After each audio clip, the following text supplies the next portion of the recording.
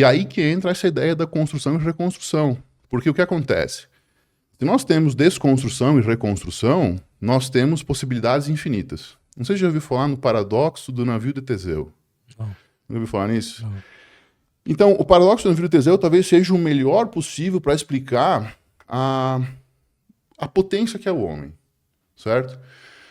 O navio de Teseu é um navio que ele passa a história, né? Ele passa um bom tempo navegando, e à medida que os anos vão passando, nas navegações, as partes velhas vão sendo substituídas por partes novas, certo?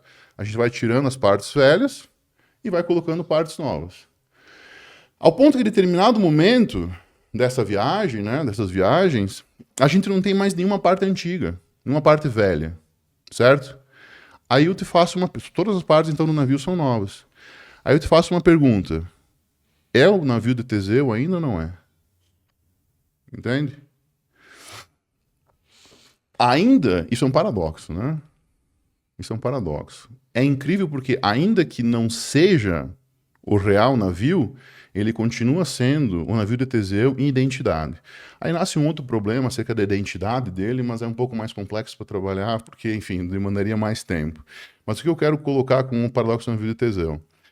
Nós somos o navio de Teseu. A todo momento, nós trocamos nossas partes antigas por partes novas. A gente não deixa de ser quem a gente foi. Ou quem a gente é, melhor dizendo. A gente não deixa de ser quem a gente é, mas nós somos novos. Então existe um problema a gente chama de possibilidade impossível. O homem é possível, existe um infinito que o homem é possível, e ao mesmo tempo ele vai continuar sendo o mesmo. Por que algumas pessoas, por exemplo, mudam menos do que outras? Porque elas navegam menos. Elas se põem em menos mares diferentes. E o que seria navegar na vida? Navegar seria experienciar a vida. Porque, assim, a grande sacada da vida é que você não encontra nada. As pessoas vivem querendo encontrar coisa na vida. Encontrar felicidade, encontrar uma gêmea, encontrar o conforto, encontrar, sei lá, qualquer coisa. A vida nunca vai ser sobre encontrar. A vida é sobre criar. Você cria. Você aprimora. E isso é com base, basicamente, no quê? No que você pode controlar. O que você pode controlar na tua vida? Teus atos diários, você mesmo, você aprimora a si mesmo, você cria a si mesmo. Então, isso é cabal para entender que a vida nunca vai ser sobre encontrar, porque há uma tendência do homem dele querer encontrar as coisas na vida porque é mais fácil. Mas, na verdade, é como se Deus, ou o que vocês queiram chamar, a substância, enfim, chegasse e dissesse assim, eu não sou o criador, vocês são. Eu dei as regras do jogo, vocês têm que jogar ele, entende? Porque todo mundo fica falando assim, qual que é o significado da vida? A vida tem um significado que você dá para ela, que você cria, né? A maravilha disso é que nós somos potências infinitas. A grande sacada disso é que nós somos potências infinitas. Até tem um termo muito interessante, cunhado por dois biólogos chilenos, um é o Humberto Maturana e Francisco Varela, né? Eles cunharam um termo chamado autopoiesis. Autopoiesis é basicamente o indivíduo se autocriar. Se alguém, isso já foi difundido até para sociologia pelo Niklas Luhmann, já foi difundido também, até por direito pelo Teubner, pelo Gunther Teubner. A neurobiologia se ocupa bastante também disso, tá? Se um indivíduo está vivo, é porque ele está se autocriando, se autorreproduzindo. O que é isso? É se desconstruir, se reconstruir. É o que a gente está falando no navio de Teseu. Substituir partes antigas por partes novas. Continua sendo o mesmo, mas você é outra pessoa. Então, nesse jogo de reconstrução, de desconstrução e reconstrução, que é um termo cunhado pelo Jacques Derrida, um filósofo francês que eu gosto bastante, há possibilidades infinitas. Cara, você colocar o homem enquanto possibilidade infinita é maravilhoso, cara. A gente pode fazer qualquer coisa, a gente pode ser tudo, entende? Basta você se dedicar para aquilo. Então, tu não tem um estereótipo para se encaixar. Eu acredito muito nisso, cara. Que bom. O que tu acha, assim? Eu acredito muito nisso e eu discordo de algumas pessoas quando eu postei algo sobre comparando, assim, tentando entender o que faz o Steve Jobs ter ser Sim. quem ele foi, o Da Vinci ser quem ele foi, o Einstein ser quem ele foi, assim, o que faz essas pessoas serem assim, né? E aí um cara comentou, tipo, que a gente não consegue ser assim, essas pessoas são especiais. Uhum.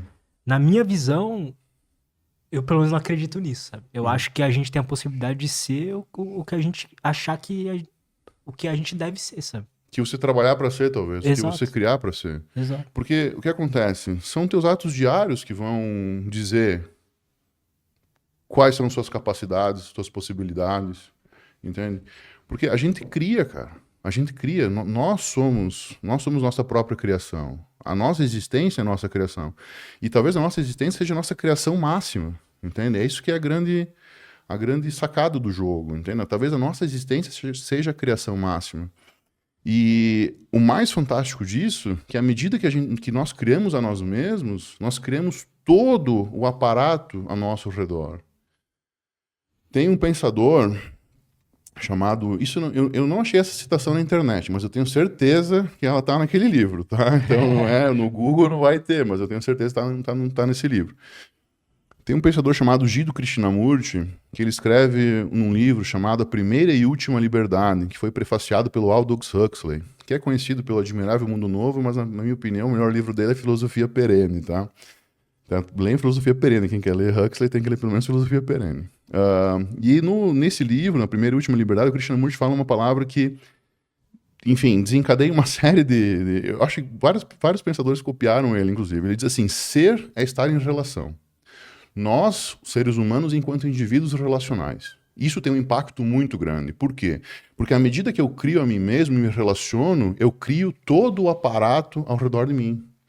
Então, com a minha criação, pelo simples fato de existir e estar, porque ser é estar em relação, pelo simples fato de eu existir, eu crio o mundo à minha volta. Entendeu? Eu influencio o mundo à minha volta. Isso pode ser pro bom, pode ser pro bem e pro mal, melhor Isso é dizendo. muito interessante. Sim. Eu criando a mim mesmo, consigo criar o que tem ao redor de mim. Porque, querendo ou não, as nossas relações, elas são, vamos colocar uma forma microfísica, né? Eu estou influenciando você agora, porque eu estou citando pensadores, eu estou citando artigos, eu estou falando como a vida, enfim, pode ser e tudo mais. E você, na tua, vamos colocar, se você for um essencialista, você deve pensar na tua tábula, que não é rasa. Se for um existencialista, você deve pensar na tua tábula, que é rasa, né? Assim, um ser humano em branco, né? Isso está incidindo em você está interpretando isso, e isso está mudando alguma coisa. Ou pensando assim, pô, esse cara tá maluco. Ou pensando, não, esse cara tá certo. Então, tudo isso vai influenciar. E amanhã, quando você for conversar com tua namorada, tu vai falar alguma coisa assim, pô, aquele cara falou ontem aquela coisa lá, é assim, assim, assim. E já vai influenciar ela. E assim, sucessivamente, né? Então, a gente tem um efeito cascata disso aí, enfim, e esse efeito não tem fim.